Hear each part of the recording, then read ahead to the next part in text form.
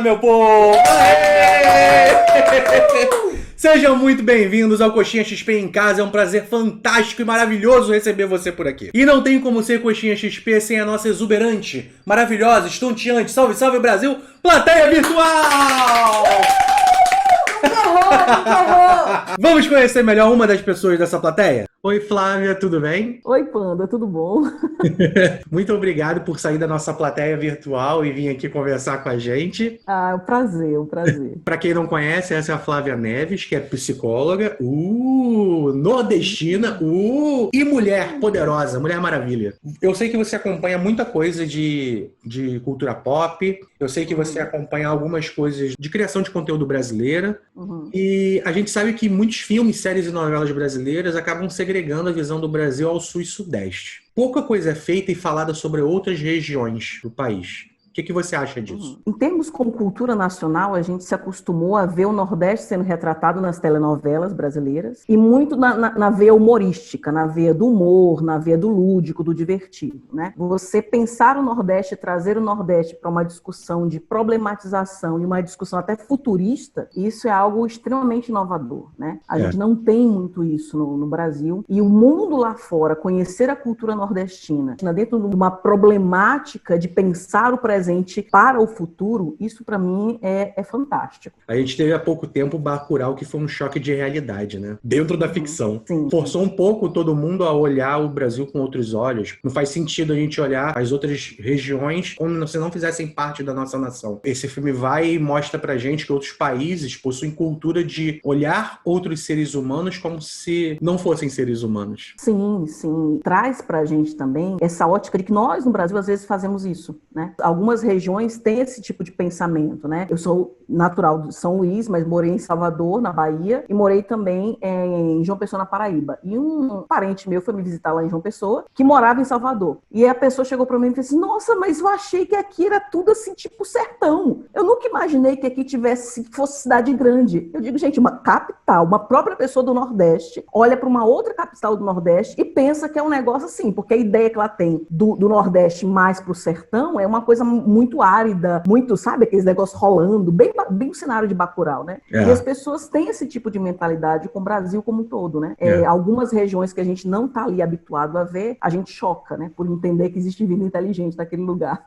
Eu sou muito grato de poder fazer um programa, vídeo pro YouTube desse, que mostra esse nível de preocupação e de visão que a gente tem, porque, assim, é um país, um lugar só, né? E a gente tem que respeitar a vida das outras pessoas, e o mundo é muito amplo, né? Por que a gente vai viver fechadinho numa bolha, né? E o que eu acho interessante também, Panda, pegando, né, Bacurau como cenário para isso, é que a gente tem regiões do Brasil que nos veem como os gringos do filme nos veem. Só que para os gringos, nós somos todos daquela forma, né? Isso. Então, por mais que existam regiões que achem que existe um outro estranho, quase um selvagem, fora do seu grande centro, quem está fora do Brasil e não nos conhece, nos vê como esse outro selvagem, esse outro não tão civilizado assim. E aí a gente começa a entender que tanto a gente é preconceituoso com o próprio brasileiro, né, de outras regiões, como a gente também sofre esse preconceito. E só quem vai para fora do Brasil, quem mora um tempo lá fora, é que sabe o quanto que isso pesa. É muito interessante isso. Bom, a Cris ela vai conversar com a Bárbara Collen agora e com a Karine Telles, que são duas atrizes do filme Bacurau, e elas vão trazer pra gente verdades da produção, alguns acontecimentos e como que produzir aquele conteúdo pro Brasil mudou a vida delas. Então a gente tem esse papo agora da Cris. Muito obrigado, Flávia. Vamos curtir esse papo.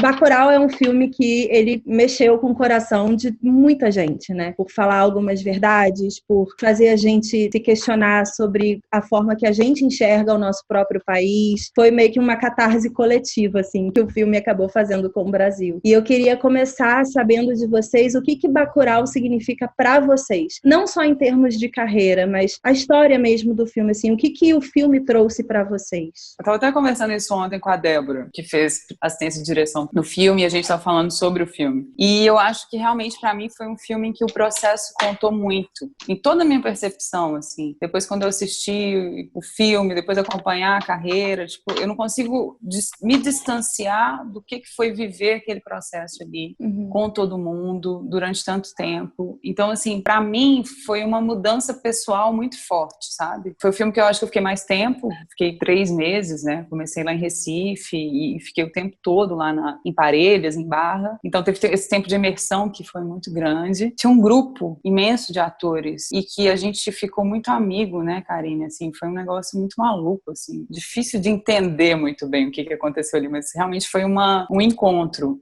Pra mim, eu acho que Bacurau pra mim tem uma combinação muito rica, muito maravilhosa de forma e conteúdo, né? Eu acho que o que tá ali, o que tava no roteiro, desde a primeira vez que eu li, que era esse desejo da diversidade, um desejo da empatia, um desejo da coletividade, um desejo de pertencer a um lugar e saber a força do grupo, que eu acho que é a beleza da história do Bacurau, aconteceu muito no processo todo do filme.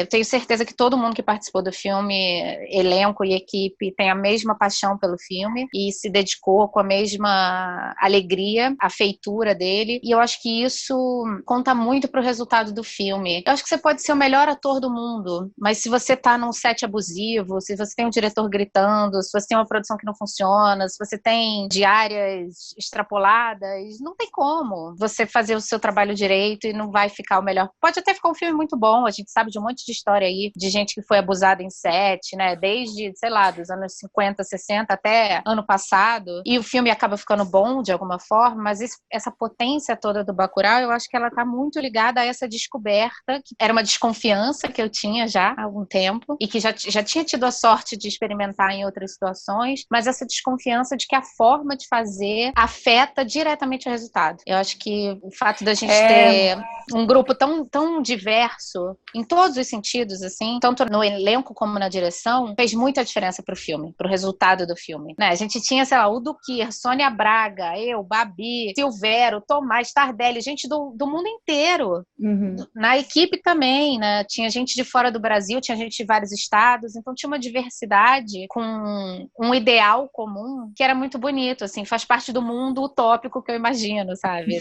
Essa comunhão das diversidades. Tinha muita gente que não era, né, ator, atriz. Tinha muita gente local mesmo na produção, né? Sim, várias pessoas da comunidade. Várias. E assim, e o pessoal muito inserido também na história, né? Então acho que isso diz muito da atmosfera. Eu acho que quando você tá com, né, atores coadjuvantes, o pessoal ali, tá todo mundo muito concentrado, muito entregue, entendendo muito do que é aquilo, é porque você tem uma atmosfera realmente instalada no set da história que você tá querendo criar, sabe? É uma coisa que contamina mesmo. Todo mundo, quando você vê, tá todo mundo junto naquilo, realmente contando uma coisa. Muito legal. Falando um pouquinho da Teresa, que é a personagem da Bárbara, ela é meio que uma bússola, né, no filme, assim. Ela vai guiando a gente pela cidade, vai guiando a gente pelas pessoas, vai levando a gente mesmo pela trajetória de Bacurau. É ela que traz o Lunga pro diálogo pela primeira vez, vai meio que guiando realmente a história, mostrando pra gente o que é importante ali. Como que foi o seu processo de construção para essa personagem, assim? Teve alguma coisa que você colocou nela de você mesmo, além do que foi entregue para você? Ai, Cris, foi um processo muito complexo, assim, porque eu acho que complexo no sentido não de complicado, porque teve muitos momentos, né? Então, acho que para mim teve toda a questão do roteiro em si, que já era um roteiro que dava muitas coisas. Desde a primeira vez que eu li o roteiro de Bacurau, já deu para eu sentir muito da Teresa. Não é sempre que isso acontece, assim, de você, a partir da leitura do roteiro, já ter tantas percepções, assim. Foi um roteiro que eu li, que muitas coisas já me apareceram numa leitura, por exemplo. E aí depois teve o processo de ir para lá, para Barra e Parelha, que é também uma outra coisa, porque aí você coloca corpo, coloca espaço, tem o sertão, que muda muito, muda tudo, assim, muda o corpo, muda o calor que você sente, muda sua respiração, muda sua pele, sabe? Tipo assim. Então, eu acho que nesse processo da Teresa também, eu acho que eu entendi muito da personagem ali com as pessoas, conversando, entendendo o que era ser daquele lugar, o que era realmente sair dali, ter saído dali, né? E eu acho que também, pra mim, tinha uma coisa dessa sensação de realmente estar muito aberta, porque Kleber e Juliano mudavam as cenas muito.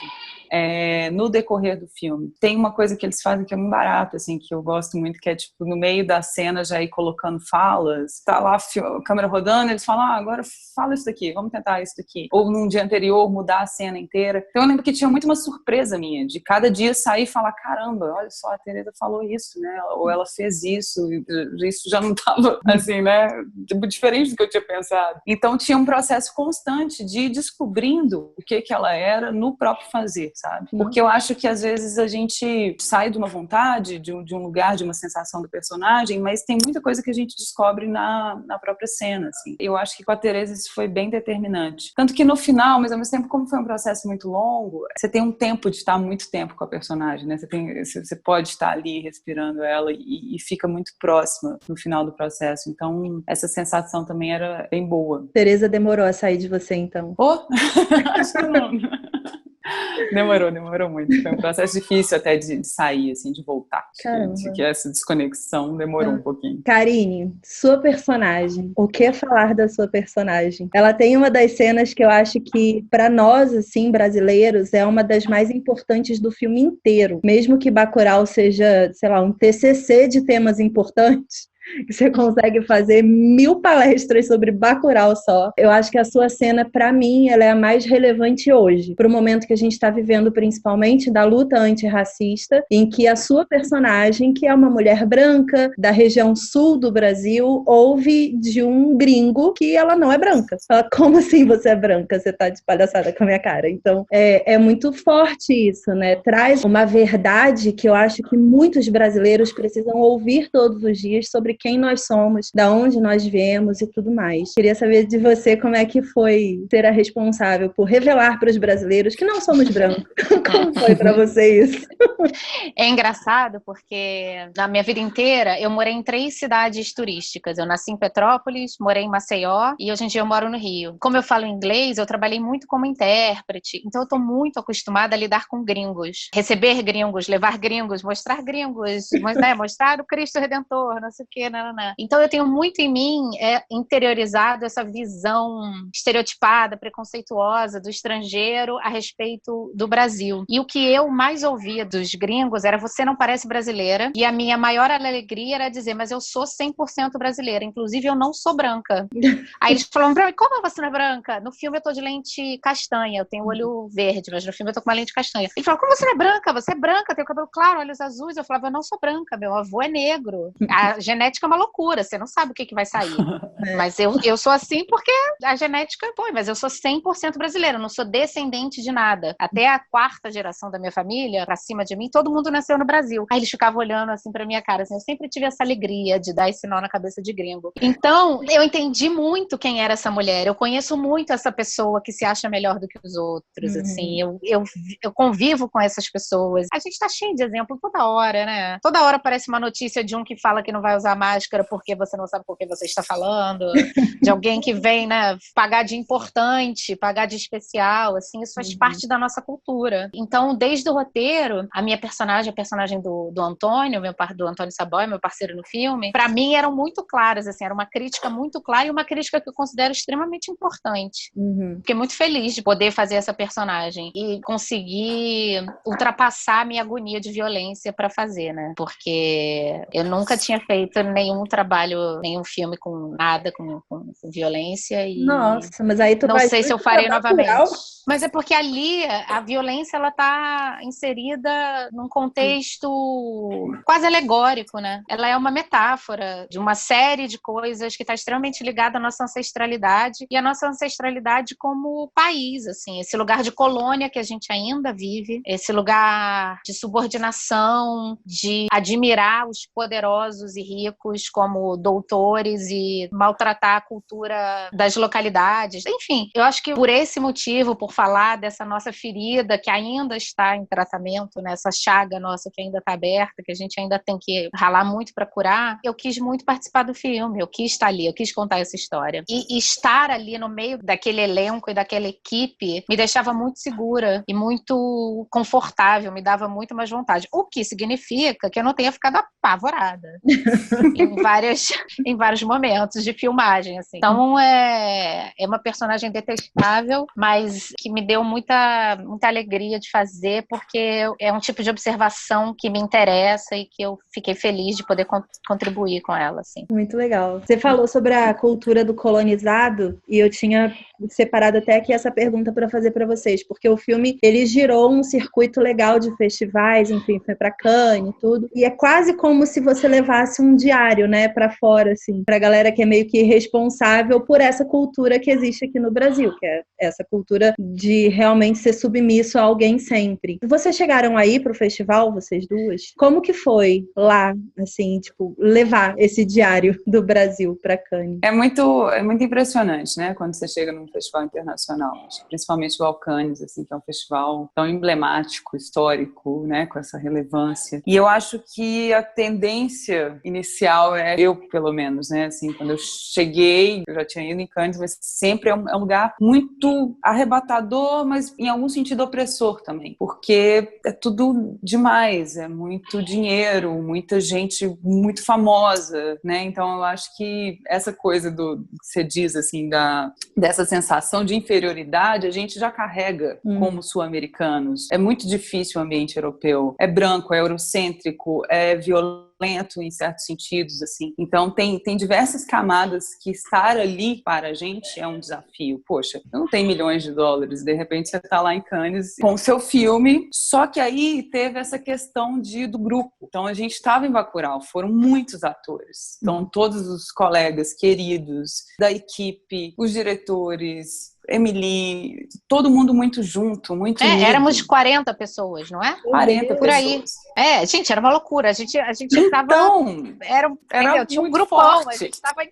casa. Vocês estavam de excursão, né, em Cannes. Era muito forte, a gente estava muito apoiado, a gente estava em grupo, assim, né? Então, assim, e sabendo que a gente estava com um filme incrível, porque quando terminou aquele filme, eu pensei, cara, isso daqui é um absurdo. E quando o Udo chorou e se emociona pela primeira vez numa premiere de um filme brasileiro, poxa, isso diz muito, sabe? Então, acho que é isso. Quando você confia muito e acredita muito do que você faz, no valor daquilo, daquela história brasileira que você está levando, você sabe que é importante, você sabe que aquelas pessoas nunca viram ou nunca imaginaram o Brasil daquele jeito e se apaixonam e se arrebatam, é bom demais, assim, para a autoestima é bem importante. Teve uma coisa que foi muito linda, que Cannes é cheia de protocolo, né? Tudo é protocolo.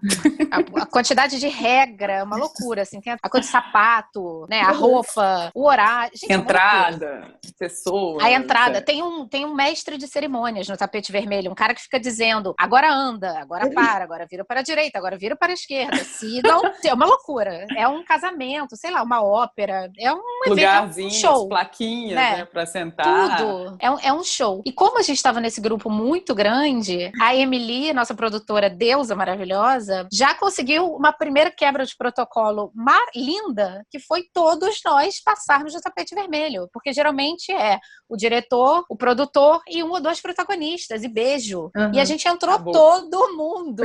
Fizeram 2 filas. Foi uma galerona primeiro, depois uma galerona. A gente ocupou a escadaria inteira. Daí já foi muito emocionante, entendeu? Vocês ficaram olhando as pessoas vendo Bacurau? Vocês olhavam para as pessoas assim, do tipo... Olha, eu não, porque era a primeira vez que eu tava vendo o filme. Ninguém tinha visto o filme.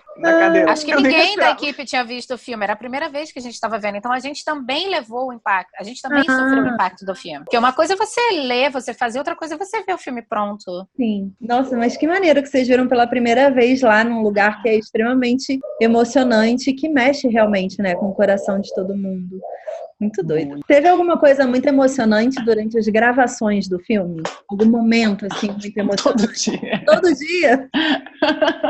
Todo dia era muito emocionante. Não, assim, pra mim o último dia foi arrebatador, assim. Não tava mais, né? Você já tinha ido. Não tava. Mas foi um dia que subiu todo mundo pra um lugar. Foi uma cena que até nem ficou, assim, no filme, mas tava muita gente do elenco, assim. Acho que tava umas 40 pessoas num lugar alto, assim, a equipe inteira reunida. Nossa, aquele dia foi bem... E a gente cantando a música do Bicho da Noite, né? São muitas horas da noite. E aí esse dia, e era o último dia, final de processo, terminar aquela história, assim, eu lembro que quando deu o corte final, todo mundo chorava, a equipe inteira, os atores se abraçavam. Teve vários dias bonitos, assim, o dia dos cavalos, gente, esse dia foi lindo, para os cavalos passando, assim, eram coisas muito, era um set muito divertido, assim, também, porque aconteciam essas coisas, de repente a cena era, abre a janela, tem milhões de cavalos passando, e é uma força, uma coisa que foi bem legal. Karine, além de morrer, que foi muito intenso para você, eu sei que foi intenso. Teve alguma outra coisa que você se lembra? Eu lembro muito das filmagens. Coisa que me emocionou muito foram os contatos com as pessoas da equipe e do elenco, as pessoas de Barra. Lembro muito de longas conversas pós-filmagem, assim, com Babi, com Sônia, com Tardelli, com todo mundo, Jamila. Assim, tinha... porque tinha esse momento, né, cara? Hotel Veneza, que era sair do set e a gente ia tomar uma cerveja no hotel e conversar, era muito gostoso. E uma coisa que parece bobagem, mas pra mim não é chegar no sertão e encontrar o sertão verde. Eu nunca tinha visto um mandacaru florido na minha vida. E ver um mandacaru florido e ver aquele sertão verde, aquilo realmente é uma imagem que eu não tiro da minha cabeça, assim. Isso foi uma surpresa pra produção, né? A produção não estava contando com isso. Aquela época do ano era pra estar tudo seco. E aí teve uma chuva inesperada, né? Um período de chuvas inesperada e nasceu tudo, ficou tudo verde. E aí o filme foi fotografado num sertão fértil, florescendo. E a combinação dessa paisagem viva ali, acesa, com o céu do Rio Grande do Norte, que é de uma beleza... A quantidade de foto de céu que tem no meu celular, acho que todo mundo deve ter. Era um dia mais lindo do que o outro, assim. Era muito emocionante. Tinha As voltas do set eram muito emocionantes, assim, porque geralmente a gente voltava, vamos supor, final da tarde, pôr do sol, e era 1 hora de Toyota até chegar em Parelhas. Então você ia numa estrada de terra de sertão verde, com o sol se pondo num céu absurdo. Não. Então era um tempo muito de decantar também tudo que tinha acontecido durante set, durante todo aquele trabalho. Essa sensação era especial, assim, sabe? Porque às vezes a gente sai de set, né, cara? Quando é a sua própria cidade, então, que você sai, de repente você chega em casa, você tem tempo para poder, né, chegar e desconectar. E lá, essa 1 hora de viagem de Toyota, para mim, era um momento quase meditativo, assim, sabe? De realmente apaziguar.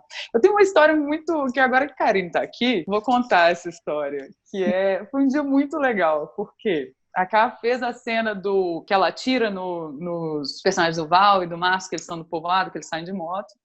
E você fez o seu plano e depois tinha que fazer o plano dos meninos, contraplano deles, só que a Karine já tinha ido embora. E aí eu tava lá, à toa, e aí os meninos me perguntaram se eu podia fazer, dar a fala pros meninos, né, como se eu fosse a Karine, dar a fala pra eles. Eu falei, vamos lá, vai ser ótimo. Fui lá na coisa. E aí fui na Logger pra pegar o material da Karine, pra ver o que a Karine tinha feito. Quando ela botou a Karine fazendo a cena, 2 segundos, com um revólver na mão, ela botou 20 emoções diferentes. Eu fiquei impressionada. Eu falei com a Logger, pelo amor de Deus, me dá esse material, que eu acho que eu preciso disso pra vida, assim, pra levar, pra eu poder estudar atuação.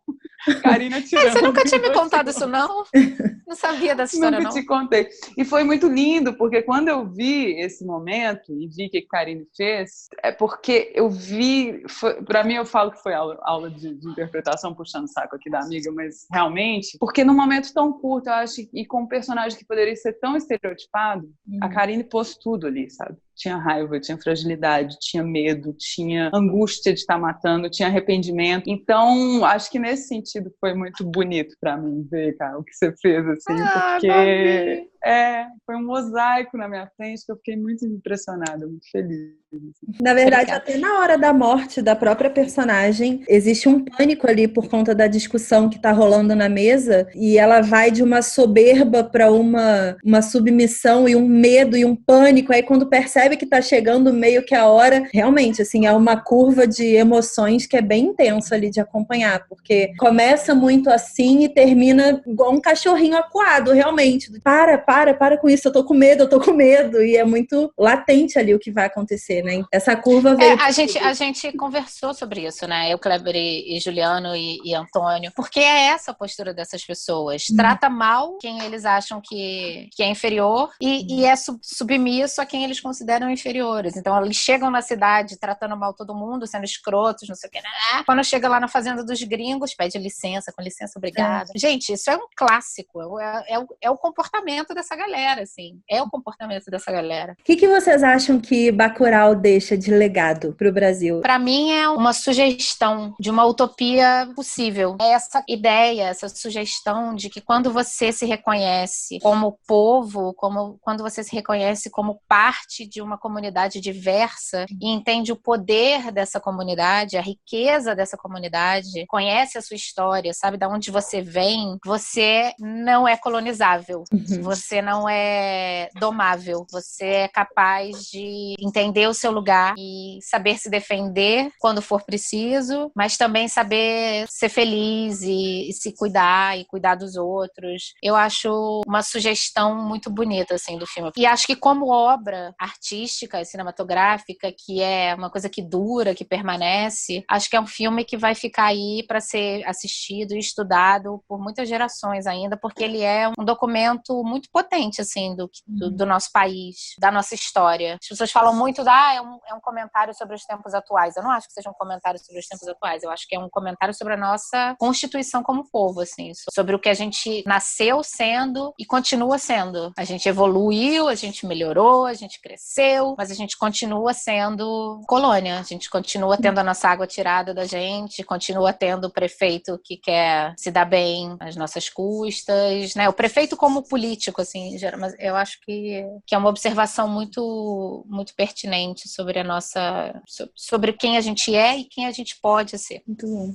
Eu acho que eu tô bem com a Ká, assim, eu acho que passa muito de questão de legado do filme, o que mais me fica é uma coisa de autoestima mesmo, assim, autoestima enquanto povo, enquanto identidade. Eu acho que Bacurau tem uma questão identitária muito forte, no sentido de um Brasil que a gente se orgulha dele, um Brasil que está tantas vezes invisibilizado, né, tantas vezes visto como inferior e que é tão forte e tão bonito, né? E eu acho que essa coisa do orgulho de ser parte daquela comunidade e da força da resistência diz muito dessa questão da autoestima daquelas pessoas.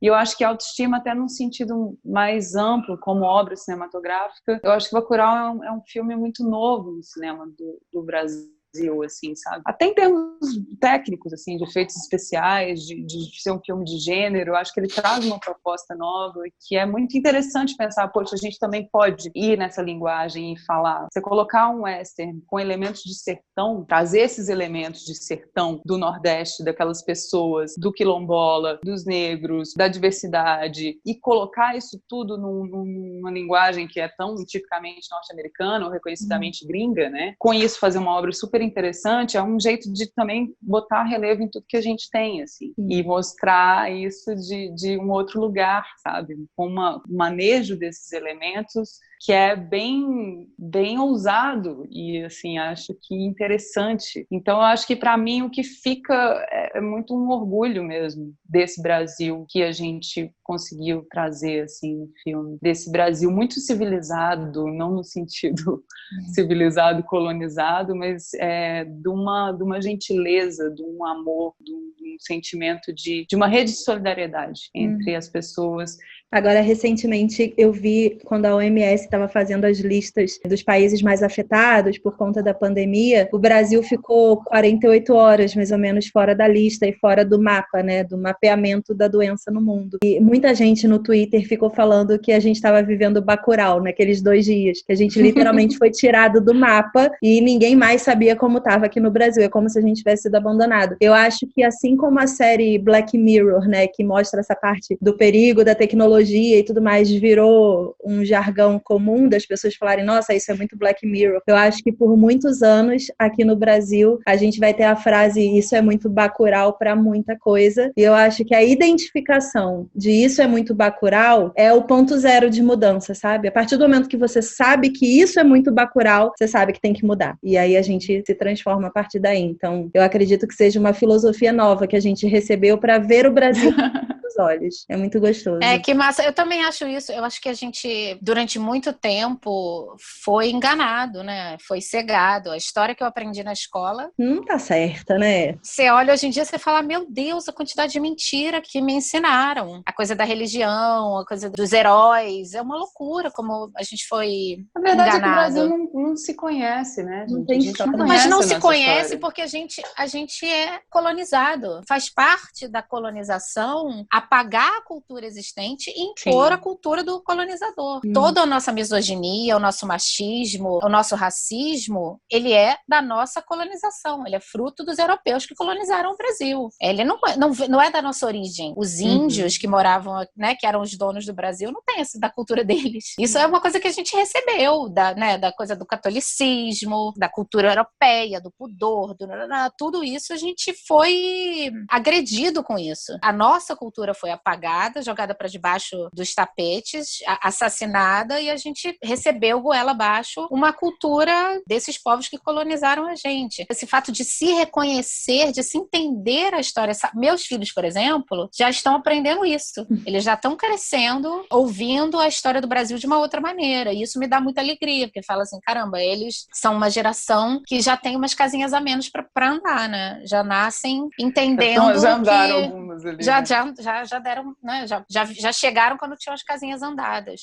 Mas isso precisa ser muito difundido. Aí quando chega um Samba da Mangueira, quando chega o Bacurau, Que Horas Ela Volta, que foi um filme que eu fiz também, eu acho que já deu uma bela acordada numa galera em muitas coisas. A minha fé é o cinema, assim, é o que eu acredito que transforma mesmo as cabeças. E eu acho que o Bacurau realmente abriu os olhos de muita gente para uma condição que sempre foi nossa e que a gente não reconhecia. Para encerrarmos de forma datada, já que estamos na quarentena, o que vocês estão assistindo na quarentena que vocês recomendam para a galera? Pode ser filme, pode ser série, pode ser livro, não sei o que vocês estão vendo, o que vocês estão consumindo, alguma coisa legal para a galera poder ver também? Eu vi uma série recentemente que eu tô vendo, inclusive, que eu achei até interessante, ela chama Little Fires Everywhere. Maravilhosa. Eu gostei dessa série, achei ela bem interessante, assim. Mas eu tô tentando ver mais filme, assim, agora. Tô tentando botar algumas coisas em dia.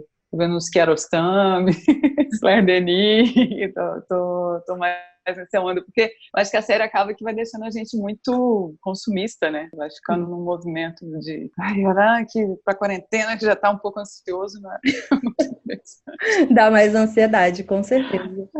Karine, tá vendo o quê? Então, eu tô ficando muito com os meus filhos, então quando eu tô direto com eles não sobra muito tempo de assistir coisas de adulto. Daí eu tô aproveitando para mostrar para eles coisas que foram muito importantes para mim na minha infância e adolescência. Então a gente tá vendo um monte de filme dos anos 80, assim, tá muito divertido.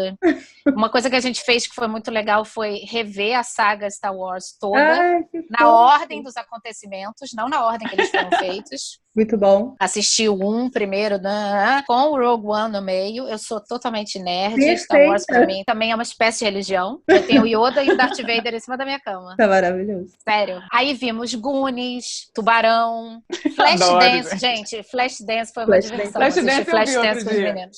Mas eu vi com os meninos, aí, altas conversas. Tive que explicar uma série de... eu vi que você tem um Darth Vader aí atrászinho. É uma almofadinha, não é? Atrás de você, Cris? Não, é uma luminária. Mas eu tenho aqui. Eu tenho... Arrasou. Religião real aqui.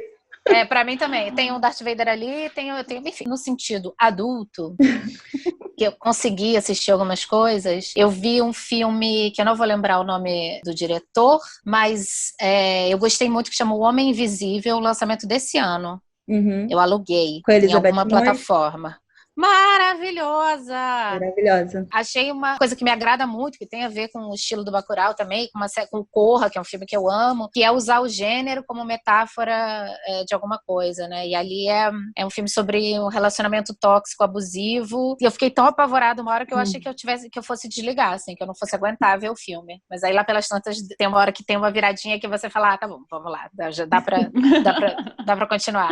Amei. Vi uma série chamada Impossível, Inimaginável, não, Inacreditável. Maravilhosa, escrita e dirigida por mulheres.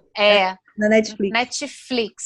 É um gênero, assim, policial, mistério, mas escrito e dirigido por mulheres, a investigação de uns crimes sexuais baseados numa história real. Olha que legal. Incrível. Bem pesada. É bem pesada, mas tem uma coisa que eu achei... Não, então, isso é a coisa que eu falo. Quando os meninos não estão aqui, ou quando eu tenho energia pra ver alguma coisa depois que eles dormem, aí eu piso fundo. Quando eu tô com eles, eu fico vendo Madagascar, Percy Jackson, Flashdance, fico vendo essas coisas. Quando vi Stranger Things com eles, foi maravilhoso. Maravilhoso. Vimos as 2 primeiras temporadas de dia e agarrados no sofá, os 3. Pra eles conseguirem lidar com os sustos, né? Porque tem uns sustinhos bem... Tem. Eu vejo que bom. Você tá tendo, tipo, grandes férias nos anos 80 e anos 90 com seus filhos. Maravilhoso. Como se não tivesse nada pra fazer, né? Como se não tivesse aula, né? Provavelmente não tendo aula, né? Gente, aula, cozinha, tenta todos os dias fazer 6 refeições balanceadas e saudáveis. Nossa. Sozinha. Nossa. Todos os dias. Tudo bem, eu sempre cozinhei. Compra, não é... desinfetar tudo, gente, chega, quer comer saudável, tem que ir pro vegetais. Aí o que é vegetais? É um balde com coisas que você tem que limpar um por um. É um inferno. Uma loucura. Eu falei que eu virei a tia da cantina. Não, é lavar louça, né, gente? É louça. Eles é que lavam agora. Tem um mês que eu botei eles pra lavarem a louça. Não. Vai sair todo mundo evoluído dessa quarentena de alguma forma, gente. Na marra, sairemos todos evoluídos. Gente, eu só quero sair. Eu li outro dia. Eu não sei nem como que eu vou sair, eu só quero sair disso. Na verdade, eu não sei nem se eu vou sair mais, entendeu? Eu ainda tô nessa dúvida. Eu só tô querendo ter esperança de ter fim, assim. É isso. Não, tem. Eu tenho acompanhado amigos que estão em países que a quarentena acabou, é uma alegria. Acontece, né? Isso existe. Tem vida depois da quarentena. Tem, cara, Portugal, Itália, Canadá, vários amigos nesses países que estão máscara quando sai na rua, mas tudo, as atividades todas, ok. Aí a vacina que tá chegando, é possível, né? Deus, tem 3 vacinas que estão na fase 3 de teste, 3 vacinas que estão com resultados muito positivos. Não é possível que não role uma dessas 3 em breve. Assim. Em breve, assim, início do ano que vem, né? Eu já agora tô achando, vai 3 meses em casa. Não. 3 meses. Isso, daqui a pouco já é Natal. A gente já passou de tudo. Literalmente, daqui a pouco é Natal. Foi um corte do carnaval pro Natal, né? Simples assim. Para, a gente tá em julho ainda, calma. Mas passa voando. Tudo igual, cara. Tudo igual. Os meses não mudam, não. Não muda. Gente, obrigada pela conversa. Obrigada pelo tempo de vocês, pelas histórias, por Bacurau. Serei eternamente grata. Eu sou muito do textão. Gosto muito de ficar vendo os filmes e as séries e tentando me melhorar como pessoa e melhorar as pessoas que também acompanham a gente com reflexões e recomendações que realmente acrescentem, sabe? E eu acho que Bacurau vai ficar para sempre ali na lista do todo mundo no Brasil tem que ver o tempo inteiro Bacurau. Até entender para sempre. Obrigada de verdade. Imagina, foi uma delícia. Obrigada. É uma delícia, Cris. Obrigada, Babi. Obrigada. Meu bem. Beijo, Cris. Muito bom te ver. Obrigada. Igualmente. Tchau, Cris. Tchau, gente. Acabou! Se você curtiu o primeiro Coxinha de XP em casa, curta nosso vídeo, se inscreva no canal e compartilhe com seus amigos. Obrigado à nossa plateia virtual. E a todos vocês que estão aqui nos comentários do nosso vídeo. E fica ligado na programação do Coxinha XP, que tá tudo aqui na descrição desse vídeo. Beijos e até a próxima.